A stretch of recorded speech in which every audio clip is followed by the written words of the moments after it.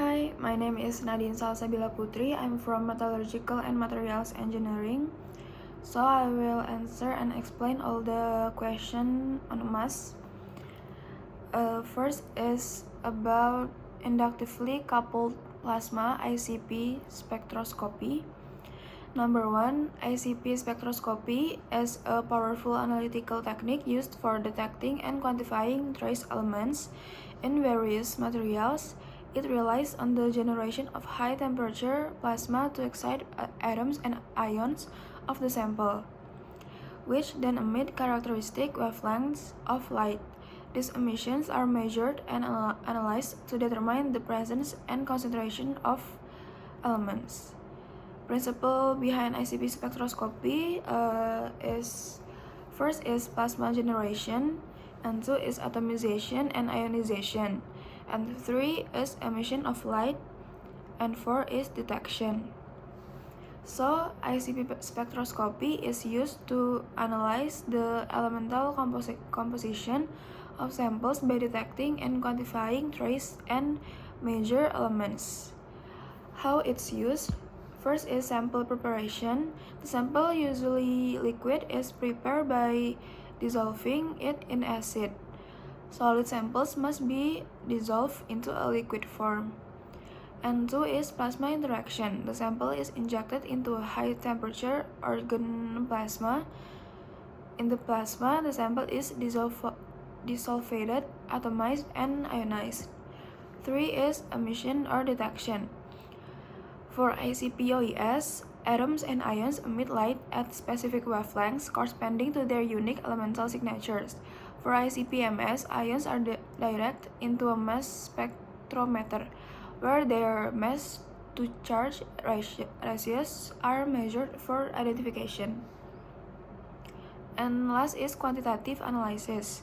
The intensity of light ICP-OES or ion signals ICP-MS is proportional to the concentration of the element in the sample. Calibration standards are used to quantify elemental concentration. Number 2 is aspect. For the first aspect is detection limits. For ICP-OES is ppb range, and ICP-MS is ppt range. For second aspect is sensitivity. For ICP-OES is moderate, and ICP-MS is high. For third aspect is speed. For ICP-OES is faster for high concentration samples. For ICP-MS is slightly slower for ultra-trace elements. For cost aspect, OES is lower equipment and operation cost. For MS is higher due to advanced instrumentation. For next aspect is interference. OES is prone to spectral interference, and MS can suffer from matrix effects with less spectral interference. So summary is OES is best for routine, high throughput analysis of samples with moderate concentrations. For MS, excels in detecting trace and ultra-trace elements, making it indispensable for advanced research and regulatory compliance in industry like environmental science, healthcare, and geology.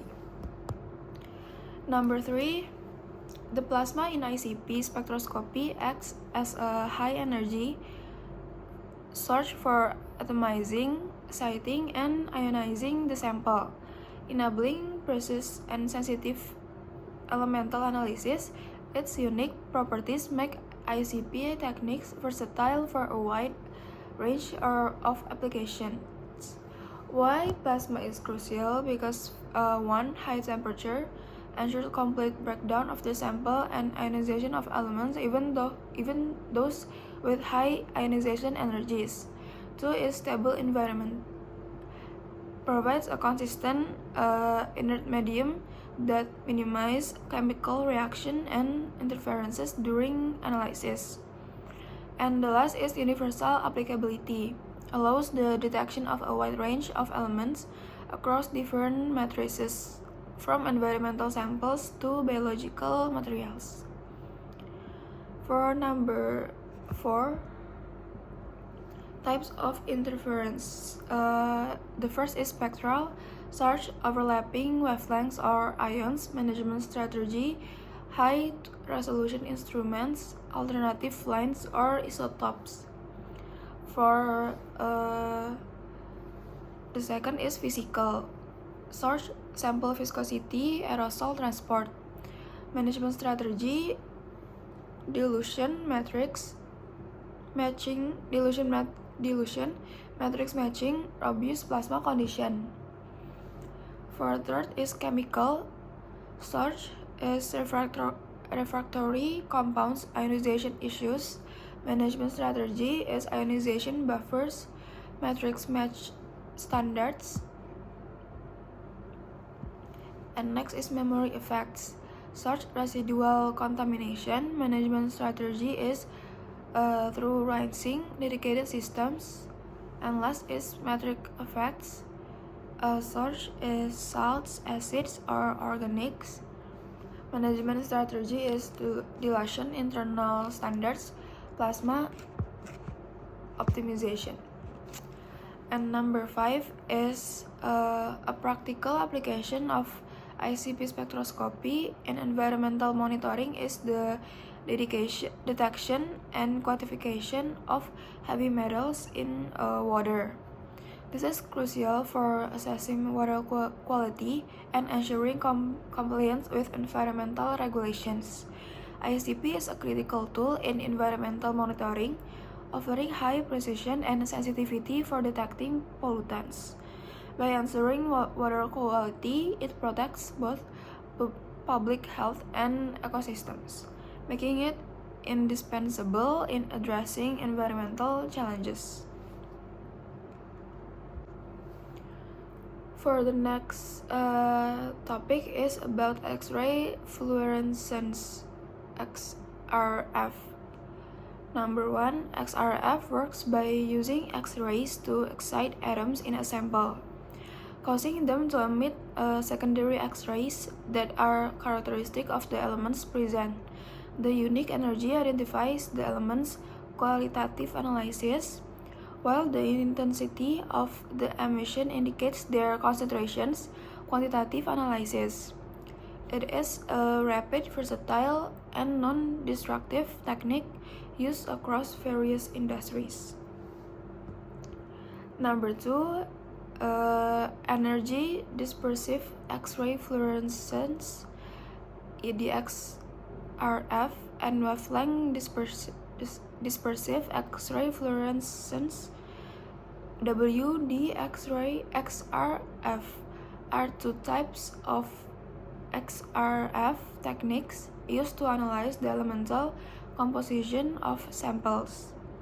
While both rely on the same basic principle of X-ray fluorescence, they differ in how they detect and analyze the emitted X-rays. So, in detection method, EDXRF is energy dispersive detector simultaneous measurement of all energies, and for WD-XRF, wavelength dispersive spectrometer sequential measurement by wavelength. And resolution for ED is lower with possible spectral overlap, and for WD is higher with better peak separation.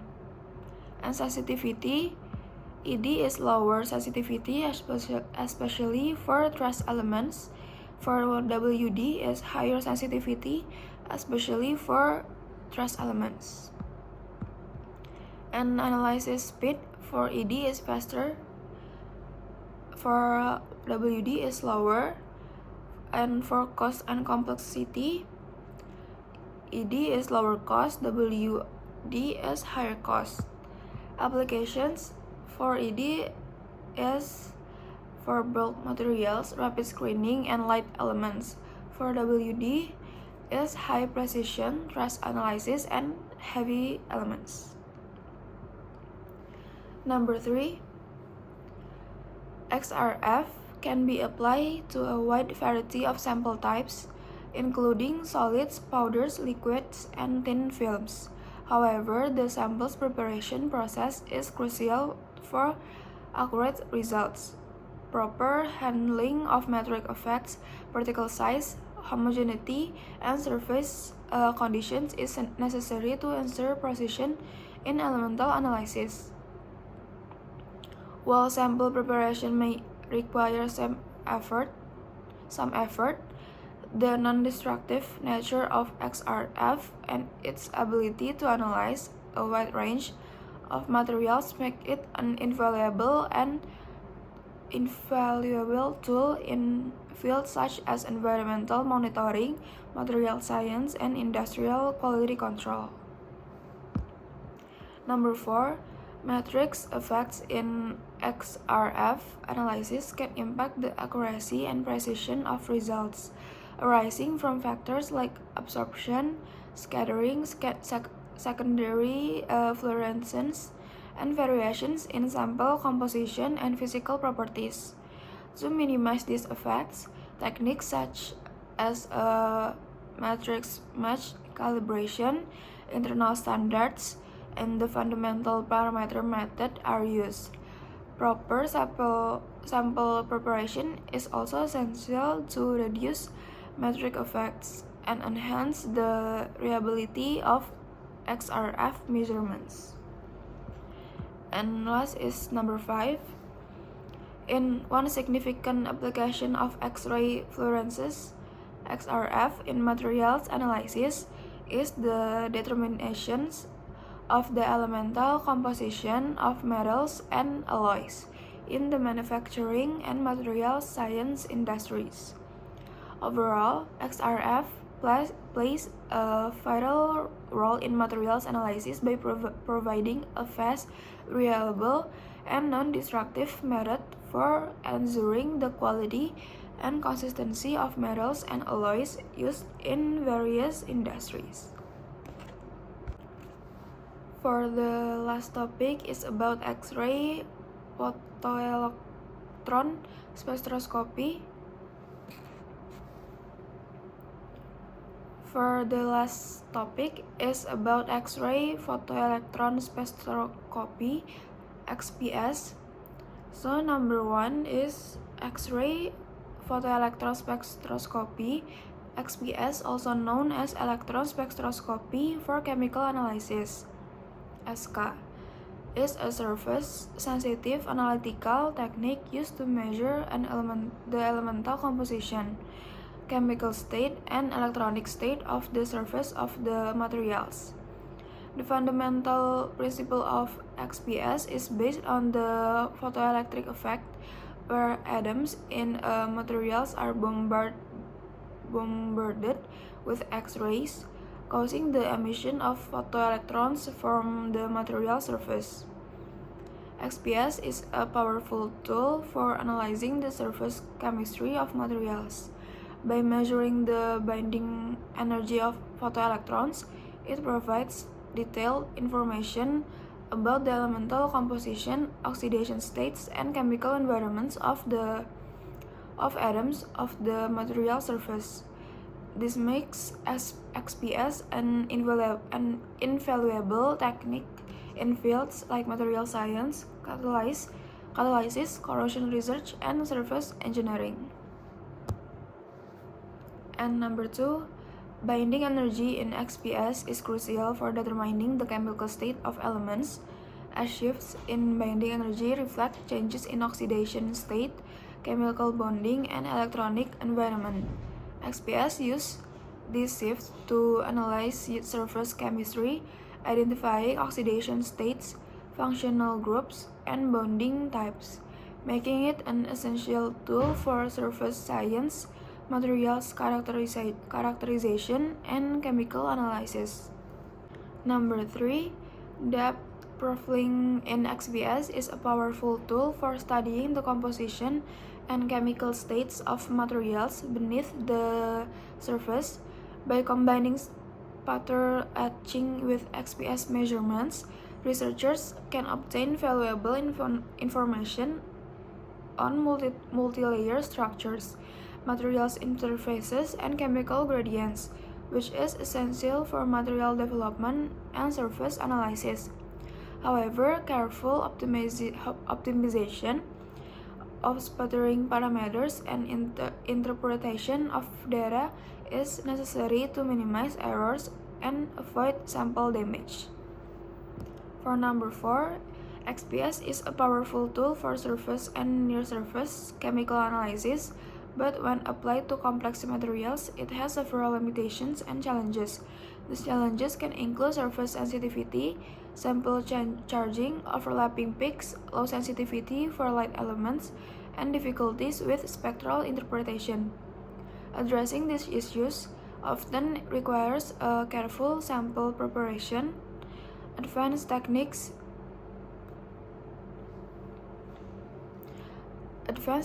like microfocus, XPS, or sputter profiling, and a good understanding of the material's chemistry. And the last is number 5. XPS is employed to analyze the surface chemistry of thin films and coatings, especially in materials such as metals, polymers, semiconductor, and ceramics.